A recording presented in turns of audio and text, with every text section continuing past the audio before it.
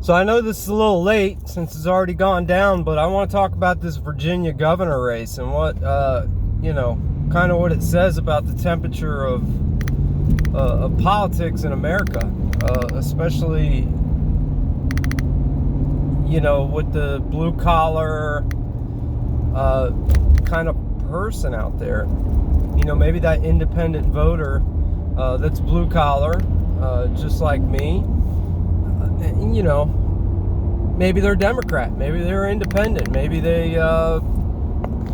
a policy issue, one issue voter. Who knows? But for Glenn Youngkin to turn Virginia, which swung 10 points for Joe Biden, for them to elect a Republican governor is just astounding. They've been reliably blue for a long time. They had that total nutbag Ralph Northam for 2 terms, I believe. This guy Ralph Northam, he was trying to justify late-term abortion, and there's a video online you can find where he's talking about, with his fake Southern accent. I guess he's a doctor too.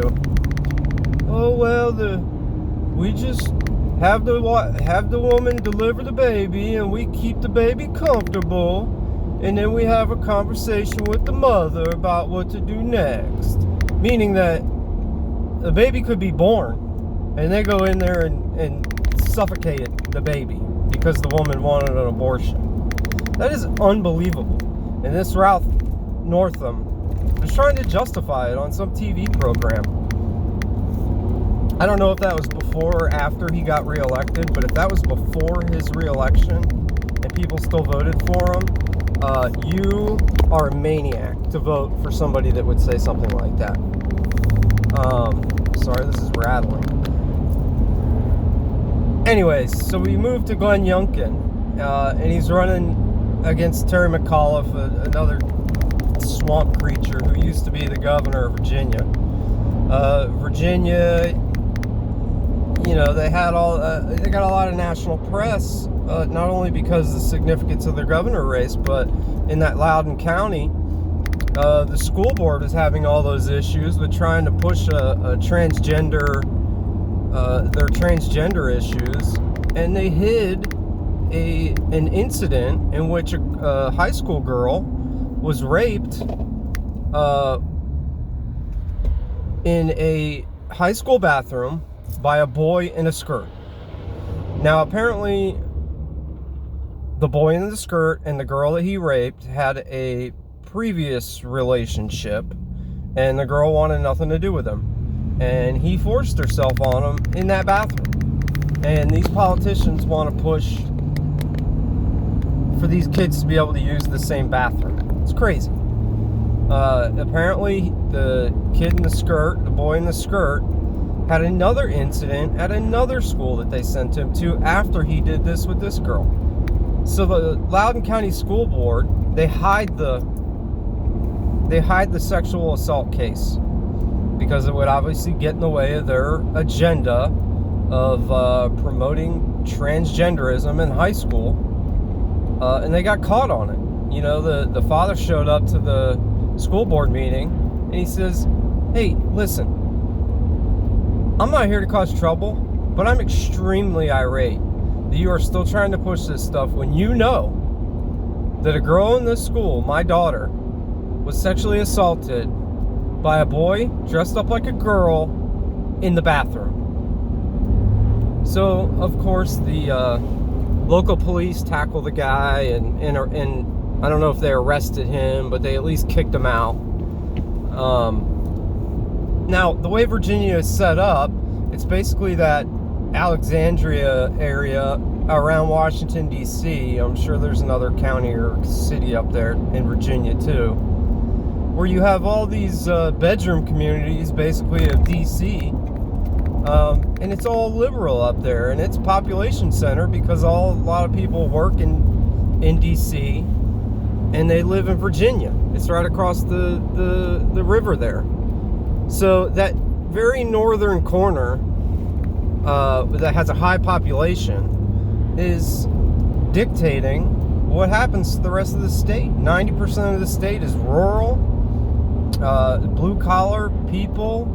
I drove through Virginia on my way up to Buffalo, New York, and it was Trump country. There was Trump signs everywhere.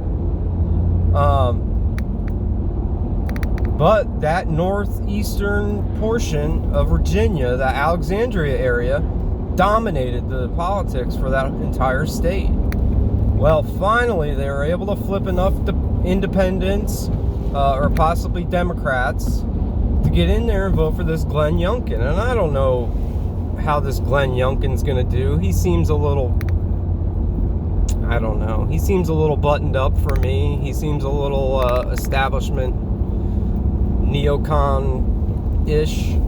But light years better than Terry McAuliffe would have been. And Terry McAuliffe pulled out all the big guns. He had Barack Obama out there. He had Joe Biden out there stumping for him. And, you know, the people of Virginia spoke. And they showed up in droves to vote. And they voted that Glenn Youngkin in there. So I think that is indicative of a much larger movement in this country, just away from anything Democrat. If it does not have a D next to its name, people will vote for it, whether it's a Republican or an independent, libertarian. So hopefully that's a sign of things to come here in some of these primaries in the Senate, some of these governor races, and certainly in the next presidential race. Speaking of which, Bundy, who is the son of, I think it's Cliven Bundy, they had the situation out at the Bundy Ranch in Idaho, or their ranch may have been in another Wyoming or something, but he's running for governor of Idaho, Bundy. If I lived and he's a true patriot. He's a constitutionalist. He stood up to the federal government when they were trying to take over his land and his cattle. And he spent time in jail for it. But he basically held the federal government back. BLM, the Bureau of Land Management, he held them back with guns. Him and a bunch of his supporters. They took over Bureau of Land Management office, and that was their headquarters where they would, negotiate with the FBI and whatever other law enforcement organizations were there. And they won that battle. He did suffer some criminal charges and was basically a political prisoner. But he eventually got out. But he's running for governor, so any of my Idaho people, if you're watching, make sure you're voting for Bundy. He's got a very small campaign. Not a lot of people are contributing to his campaign because he's seen as kind of a wacko because of that stuff he went through. But if you listen to him speak, he's exactly what we need. He's a constitutionalist. He wants to save his state from the influx of the Californians and the Nevadans, the people from Vegas that are moving there. And he wants to save the serenity of his state. It's a wide open country out there.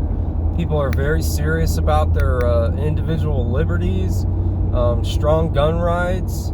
It's a ranching and cattle state. And of course, the federal government has to move in there and get their piece of the pie. And Bundy didn't let them overstep their grounds. So hopefully, if you're in Idaho, or if you're in one of these other wacky liberal states and you're moving to Idaho because the homes are cheap and, you want to get out of the rat race, don't keep voting like you did in California. Vote for a guy like Bundy. That's my political support for Bundy. I support you, sir, and I hope you're the next governor of Idaho. Watching these, demonstrations in Wisconsin and San Francisco and New York and Chicago, people protesting the Kyle Rittenhouse verdict. I just want to give you a little bit of my understanding of how Antifa works. Obviously, they've co-opted Black Lives Matter. They've taken over that movement. So they show up to these events, and they have what they call their black bloc, and they have their red bloc. And I'm sure they have other little things going on too. But they come in there, and the black bloc basically are agitators. They're the ones that go in and get everybody riled up, and then the red bloc is people that'll commit violence. They're the ones that'll do damage, and the black bloc gives them cover. They show up with their umbrellas and everything like that so they can cover the people that are throwing bricks through windows and looting Nordstroms and Macy's and all that stuff. So Antifa, they're basically born and bred in Portland, or they go to Portland for their militant training, and then from there they're dispersed all over the country. On the East Coast, Asheville is their kind of home base. They go there, they get indoctrinated with these communist ideologies. Shoot, in Chicago this weekend, Al Sharpton and his group, along with Antifa and Black Lives Matter, were marching down the street, screaming through a bullhorn that communism is the only way. Communism is the only way to get out of the oppression that they're in. I mean, that is nothing but pure indoctrination. Those people probably couldn't define communism if you gave them $1 million. So we really need to watch out for this Antifa movement. They're not going to stop. They're going to look at this Kyle Rittenhouse trial and say, okay, well, if we can't get the kid, let's get the guns. So that's going to be the Democrats' next move, is to go after the guns. If they can't get the patriots that use guns, they're going to try and get the guns. So when you're voting, whether it's locally, nationally, you need to seriously investigate each candidate's thoughts on firearms, how they want to do it. I think it should be constitutional carry across the country. I don't think there should be any restrictions on your right to bear arms. I think there's probably a couple exceptions. If you're a murderer or a multiple-time violent criminal, then maybe you shouldn't have a gun. But even still, the Constitution very clearly says that the right to bear arms, which is a firearm, should not be infringed for any reason. But for, decades and decades now, they've been chipping away at these gun rights. So now you need to apply for all these permits. Most of these big cities, you can't even get a gun. So we can't allow that to happen. And there are many states now. I know that New Hampshire has started what they're calling the Free State Project, which in essence is trying to distance themselves from the federal government, build a wall around their state, and say, we don't need the feds here. We're going to do our own thing. Lastly, in celebration of Kyle Rittenhouse, I think we should all have a... what was the name of the drink? It's either an old-fashioned or... It's one of those kind of obscure cocktails. Or no, it's called the John Wilkes Booth. That's right. It's called the John Wilkes Booth. And ironically enough, John Wilkes Booth, the guy who shot Lincoln, who is the original, the first president to really tie corporate America to the federal government. He was the architect of crony capitalism, and we're still suffering from it today. My point is, the John Wilkes Booth is made with Rittenhouse rye, which is a actual alcohol you can get out there and buy. So have yourself a John Wilkes Booth in celebration of Kyle Rittenhouse being found innocent I don't like to say not guilty. I like to say he was innocent of all charges. There are no victims in that crime. It was an unfortunate situation all the way around, but he killed a multiple-time felon, pedophile. He killed a multiple-time violent felon. You know, he shot another guy who had an extensive criminal history who, he killed the kid that was swinging the skateboard at him, who had a very long rap sheet. And he shot the arm off the guy who was pretending to be a paramedic but pulled his Glock out and stuck it in Kyle Rittenhouse's face. So, have yourself a John Wilkes Booth tonight, and remember, it's Kyle Rittenhouse.